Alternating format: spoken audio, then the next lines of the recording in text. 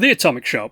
It is a staple in 76. It has brought us many fantastic items and bundles across the years, and it's kind of broken, and frankly, it's becoming very boring. Today, I hope to shed a light on a few ideas that could possibly make the Atomic Shop a whole lot better, or at least change things up a bit to allow more and better changes to appear down the road. It all starts right here. The Atomic Shop has 12 menus in total, and frankly, that's just a few too many for my liking, especially when the homepage feature section holds 4 to 5 other menus. All in all, the entire shop is just a bit too clogged up and congested, but it can be fixed really easily. We could remove a bunch of the menus in the Atomic Shop, which, to be honest, wouldn't do much, or we can do what should happen. We merge some of the menus together because a lot of the stuff in the Atomic Shop can fit well together in similar categories.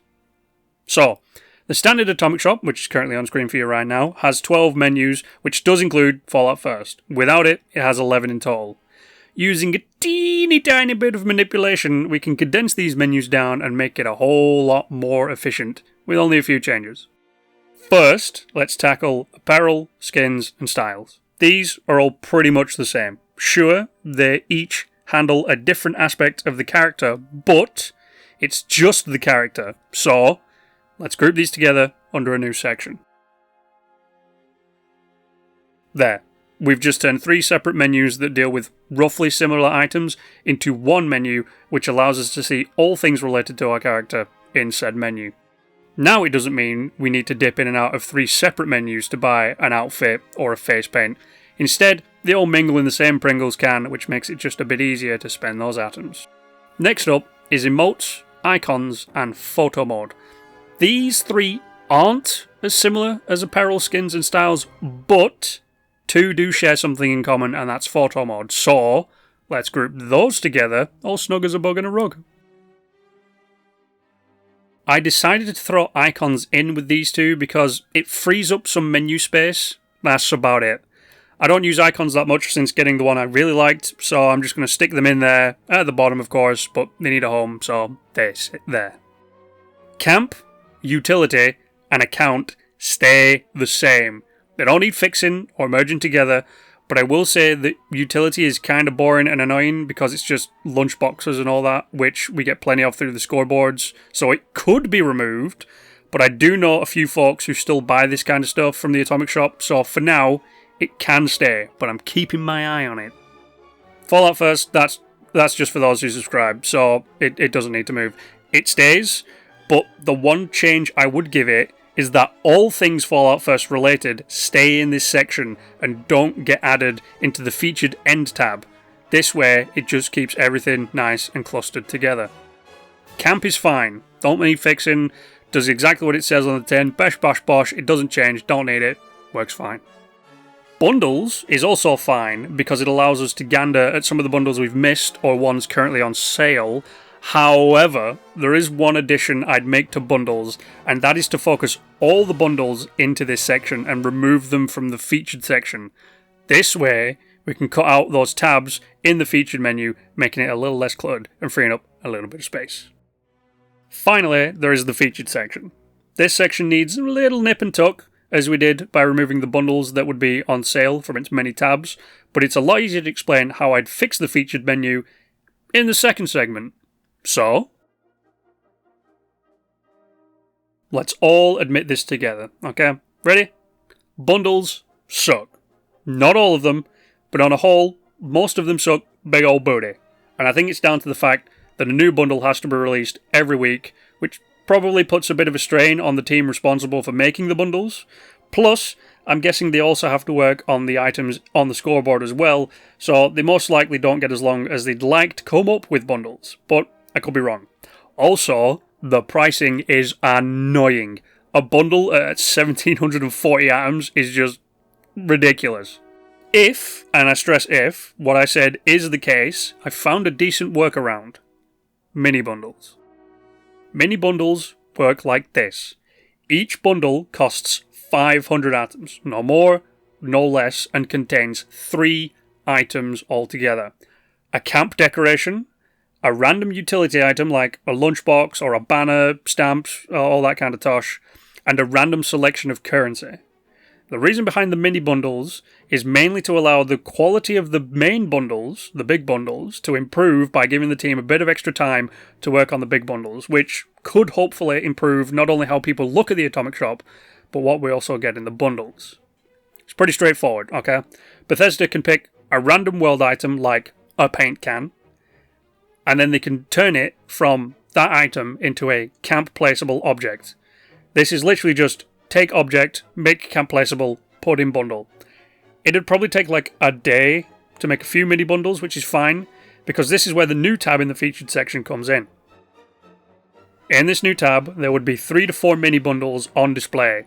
It's most likely going to be 4, so you can turn it into a quarter. Each one different, of course, each 500 atoms, and they change every week.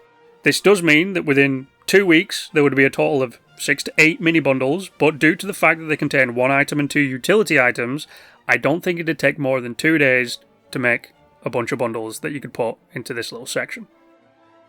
The new release schedule of both bundles and mini bundles would go like this. On the first week, there would be the big main bundle. So if we take August coming up, on the first week of August, the first Tuesday, we have the first big bundle, and that stays on the featured home section for 3 weeks, giving people enough time to earn the atoms to buy it, or, in most cases with older players, wait for payday to come around so they can buy the atoms to get the bundle.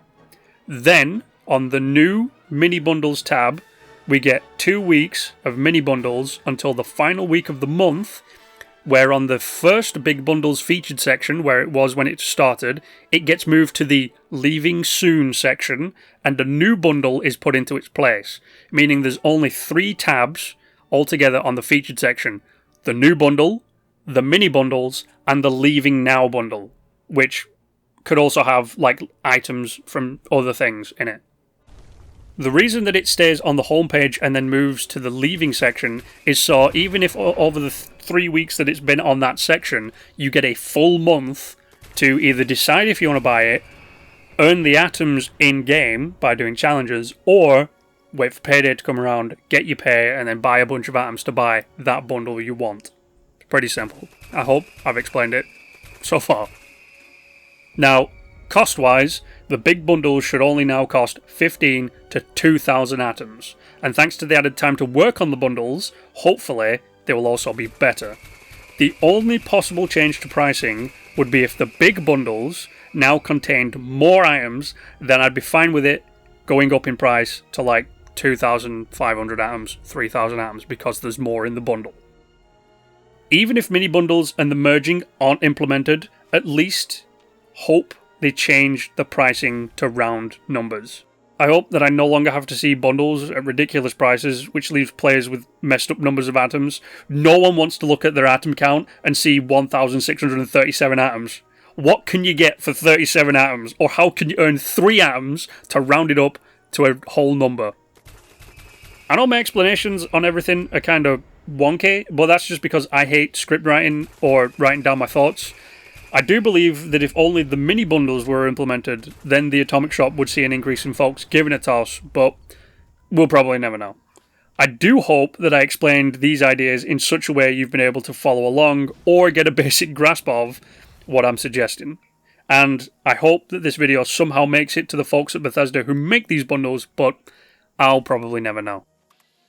Now, all in all, those are my 2 kind of big things.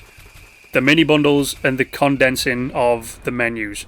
I think if you lessen the amount we've got to look at, or simply just move stuff together, it'd work a whole lot better. Like I said, I grouped those up for the reasons that they're all roughly similar, so I think it'd be fine. The mini bundle, I'd love to see something like that implemented, especially because it's only 500 atoms, and you can earn 500 atoms really easily through the scoreboard or just through playing the game's challenges. So it's not too much. Plus, it's one camp item that they don't have to invent. They can just take from the game world. And with things like a banner, some bullion, and a random item, you can use that banner with your mates to do a daily operation. So you play with your mates more, and then the bullion goes to your thing to buy more plans, or, God forbid, if you miss some items on a scoreboard or an event and they get put into the bullion pool, there you go, you've got a bit of bullion. So that's my kind of reasoning behind the mini bundles, and the condensing, I think I explained pretty straightforward. But that's it, ladies and gents. That's how I would fix the Atomic Shop, and I hope it does make it to someone at Bethesda. I'm going to try and pass this video on to someone I know who has contacts at Bethesda. Hopefully that works its way through the chain. But that's it, folks. Thanks for watching today's video.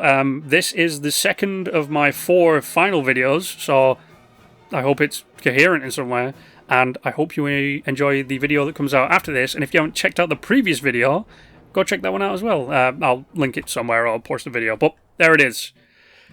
Thanks for watching, guys. See you in the next one.